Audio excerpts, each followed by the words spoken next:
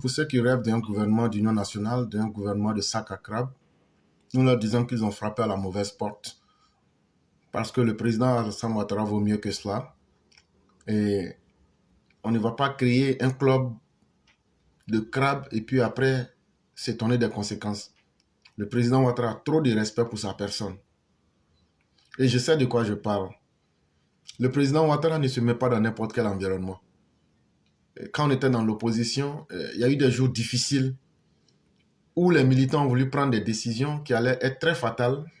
Et le président ne se gênait pas pour dire, soit c'est moi que vous suivez et faites-moi confiance, ou bien je vous laisse faire, mais moi je démissionne. Et ce n'est pas là, il n'a pas changé. Il n'est pas là pour plaire à quelqu'un. Ça, il faudrait que les uns et les autres comprennent cela. Le président n'est pas là pour plaire à quelqu'un. Il est là pour faire ce qu'il a promis aux uns et aux autres. Il est là pour respecter le peuple et pour que le peuple aussi le respecte en fonction de ce qu'il fait. Et ce n'est pas quelqu'un comme ça qui va se mettre dans un gouvernement de poubelle pour faire plaisir à des opposants. Et pourquoi? Et donc, chers mères, soyez sereines. Le pays est déjà géré.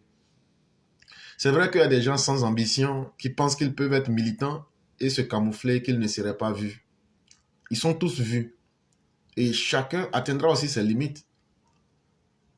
Chacun atteindra ses limites. Et soyez-en certaines, le pays est au travail et le pays avance bien. Et les conséquences sont là. C'est qu'aujourd'hui, le pays avance, le pays est en paix. Et tous ceux qui parlent, s'ils pouvaient faire quelque chose, ils ont eu le temps de le faire, mais ils ne l'ont pas fait. Et donc les Ivoiriens devraient être suffisamment intelligents pour savoir que ceux qui parlent beaucoup ne sont pas forcément ceux qui savent faire quelque chose. Alassane Ouattara parle peu, mais ses actions sont là pour démontrer qui il est vraiment. Et donc faisons-lui confiance, restons sereins et restons surtout déterminés. Mais soyons dans un mindset, soyons dans un esprit de nous faire respecter. Ça, 2025, on entend beaucoup de choses. Mais ça sera aussi la responsabilité même de nous les Ivoiriens de nous faire respecter. Parce que trop, ça en est de trop. Des voyous ne peuvent pas venir prendre la vie des Ivoiriens en otage, ne peuvent pas continuer à menacer les Ivoiriens, et puis ça va rester sans conséquence. Et donc c'est à nous, le peuple, de leur montrer que ça suffit. Ils ne sont ni la majorité, ils ne sont ni sur la voie bonne, et encore moins, ils ne sont ceux-là même qui peuvent imposer le rythme. C'est à nous vraiment de nous réveiller pour une fois, de leur indiquer cela. Mieux vaut juger par les actes que les propos. Et c'est de façon responsable et de façon concertée, sans vraiment créer le désordre ou bien le manque de respect, que la Côte d'Ivoire a décidé de prendre son destin en main. Et ça, de manière très responsable. Et c'est comme ça que les États doivent réagir. Parce qu'il y a le présent, il y a eu le passé, mais il y aura surtout l'avenir. Quels que soient les rapports que les autorités françaises auraient eu avec nos pays africains, il y a la manière surtout de se séparer, surtout dans quelles conditions nous autres pays africains sommes. Nous sommes des petits pays qui sont en voie de développement et qui ont besoin de la technologie. Parce qu'en réalité, tout ce qu'on dit, tant que nous n'aurons pas la connaissance et l'expertise, notre continent ne va jamais décoller. Et donc, on a encore beaucoup à faire. Surtout qu'on a fait le choix de ne pas évoluer en fonction de nos propres paradigmes, de ne pas évoluer en fonction de nos propres modèles. C'est évident que ce qu'on suit, on sera obligé de copier avec eux. Et l'exercice donc de la patience devient quelque chose qui s'impose à nous. Parce que ce n'est pas dans la violence qu'on pourra industrialiser l'Afrique. Aujourd'hui, selon moi en tout cas, on analyse le destin de l'Afrique, il faut vraiment que nous ayons la technologie. Mais c'est eux qui ont le savoir. Est-ce que c'est aujourd'hui ces pays qui disent qu'ils ont pris leur soi-disant responsabilité pour chasser les Blancs? Maintenant, c'est avec qui vous allez leur apprendre cette technologie-là? Il faut assez d'intelligence. Et c'est là que je convoque un peu l'intelligence du maître Hegel qui nous parlait de la morale de l'esclave. Quand l'esclave a compris que c'est lui qui est le maître du maître, en ce moment donc, l'esclave prend conscience de sa situation et peut donc progresser. Ça veut dire quoi? Ça peut s'imposer dans tous les rapports humains. Quand tu te rends compte de ta faiblesse et que tu transformes cela en une force, tu peux prendre cela pour dominer. Parce que l'esclave, quand il se rend compte que le maître a besoin de lui pour tout et pour rien à la fois, il peut transformer cette situation-là pour que le maître soit encore beaucoup plus dépendant de lui.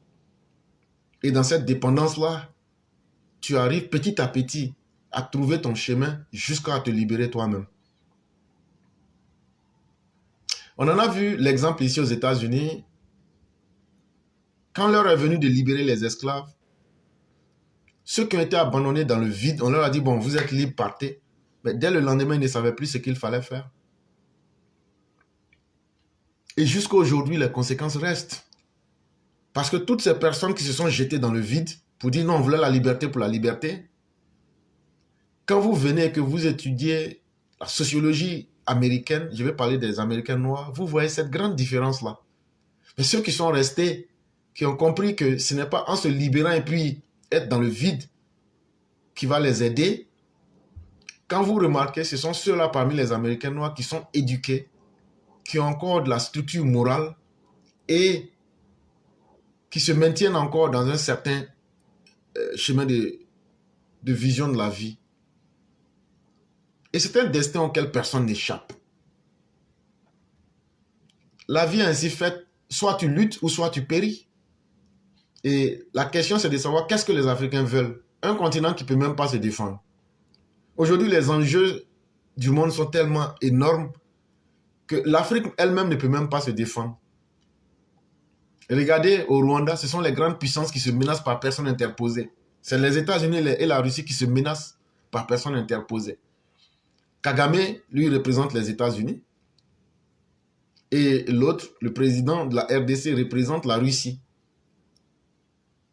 Et même les soi-disant puissances sur lesquelles on pouvait compter l'Afrique du Sud ont été menacées. Donc ça veut dire que notre continent ne peut même pas se défendre.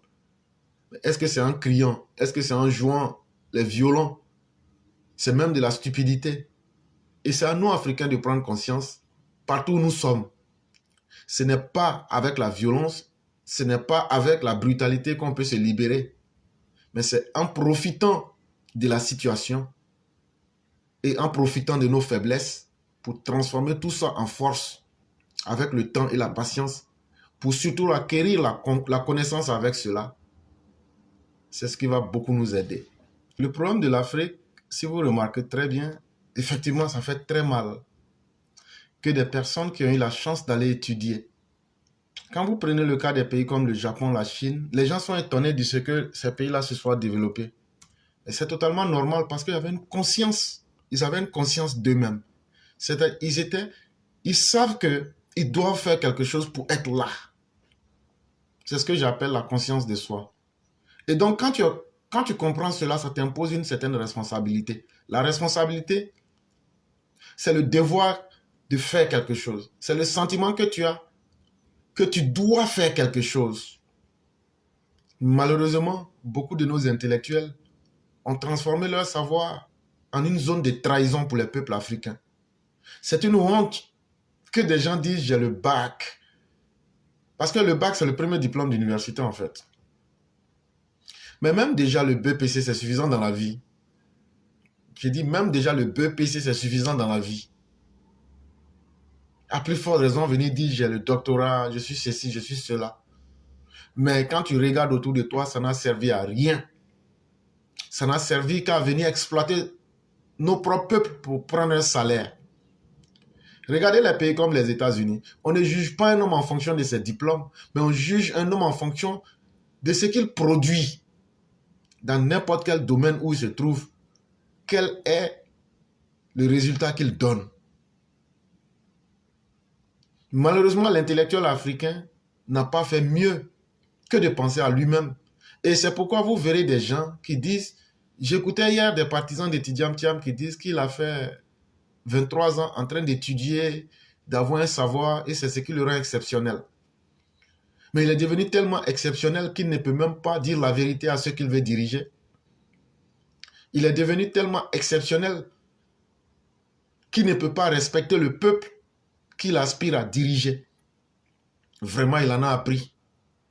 Parce que ne pas être capable d'être honnête envers ceux qui vous font confiance et ceux que vous voulez diriger, prendre leur destin en main, si c'est ça l'intellectuel africain, c'est que nous ne sommes vraiment pas au rendez-vous. Et il est important que les populations comprennent cela. Quand on parle comme ça, les gens se disent, mais qu'est-ce qu'on a à voir là-dedans? Mais en réalité, c'est votre destin qui est en train d'être joué en ce moment. C'est maintenant que tout se joue. Parce que la manière que toi, tu vas finir ta vie, c'est là que vont commencer tes enfants et tes arrière-petits-enfants. Et aujourd'hui, on remarque que dans tous nos pays africains, les intellectuels comme les dirigeants veulent d'abord endoctriner le peuple, veulent maintenir le peuple dans l'ignorance. Parce que, selon eux, s'ils arrivent à faire cela, ils peuvent maintenir et maîtriser le peuple. Mais c'est justement ça aussi qui se retourne contre eux. Parce que quand tu maintiens l'ignorance autour de toi-même, tu ne deviens que le maître des ignorants. Et quand tu es le maître des ignorants, c'est ce qui fait que nous restons toujours des pays pauvres. Parce qu'il n'y a pas de lumière autour. Il n'y a pas d'homme assez éclairé pour pouvoir guider et dire ce qu'il fallait dire. Regardez un monsieur comme Chaka Dian, qui dit avoir été quelqu'un qui allait apprendre chez les Blancs. Mais dans mes recherches, je viens de découvrir que Chaka Dian a fait des programmes et des stratégies économiques, comment l'Afrique doit être dominée par la France. Ah oui, j'ai fait ces découvertes-là, c'est dans un document de 170 pages. C'est un document qui est au ministère des économies et des finances de la France. Demain, je vais donner ce document à tout le monde ici et je vais expliquer. Bon, imaginez-vous un tel individu. Après avoir pris le temps de vendre méthodiquement l'Afrique, Chaka Dian, avec les Insous et bien d'autres, ils étaient 5 personnes, la France leur a demandé, réfléchissez comment nous pourrons mettre notre domination économique sur l'Afrique. Et ils ont réfléchi, ils ont produit des stratégies pour que la France puisse dominer économiquement l'Afrique. Comme je le dis, demain, avec le temps, je vais détailler et mettre le document à la disposition de tout le monde. Bon, des gens comme ça, quand ils se réveillent un matin, pour dire qu'ils viennent pour aider l'Afrique, est-ce que, en fonction de ce qu'ils ont fait, quand vous-même vous avez déjà été des négriers, vous avez vendu votre continent, toi-même tu as donné les stratégies à quelqu'un, comment te dominer? Soit tu viens en agent espion de cette personne, ou bien toi-même tu viens en victime résignée, donc tu ne peux rien apporter. Et donc faisons beaucoup attention, chers Africains. Ce n'est pas tout ce qui brille qui est forcément de l'or. Et c'est à nous de savoir faire la différence. Sinon, nous allons carrément entrer dans le vent. Et vraiment, merci beaucoup, chère mère. Merci infiniment pour tous les efforts. Et puisse Dieu permettre aux uns aux autres de comprendre. Amen. Quand on prend la réalité de la Côte d'Ivoire, les gens pensent qu'on est là pour parler. Simplement, ce n'est pas pour faire plaisir aux gens. C'est pour vous avertir que tout le monde ne peut pas être même chose. Il y a encore quelques rares personnes qui sont honnêtes et qui vous disent la vérité. Ce message qu'on dit là, on ne parle pas du RHDP, du RDR, du FPI, ou même du PPACI, ou même du PDCI. On vous met en face de votre propre conscience pour que vous compreniez la vie elle-même. Si tu commences cette vie et que tu en ressors sans avoir rien compris, en réalité, ça aurait été une perte de temps. La vie est trop utile pour que vous ne cherchiez pas à comprendre là où vous devez partir. Et la meilleure manière d'avoir compris la vie, c'est de faire mieux que nos parents. Ça ne veut pas dire que nos parents n'ont rien fait, mais ça veut dire comment laisser quelque chose qui soit mieux pour nos enfants que ce que nous n'ayons obtenu. Si moi, mes parents m'ont laissé peut-être 10 francs, si moi, je m'arrange à laisser 1000 francs à mes enfants, même en mourant, je saurais que j'ai laissé et que ma vie n'a pas été inutile. Et malheureusement, les politiciens, quand tu remarques les mentalités et la manière de faire la politique, depuis 1960 jusqu'à aujourd'hui, très peu de politiciens n'ont pas fait leur aggiornamiento, c'est-à-dire n'ont pas fait leur mise à jour pour essayer de respecter le peuple lui-même. Mais quand quelqu'un ne te respecte pas, toi-même, tu as l'obligation de te faire respecter. Et pour se faire respecter, ce n'est pas difficile. Il suffit de prendre tes responsabilités et de faire ce que tu dois faire.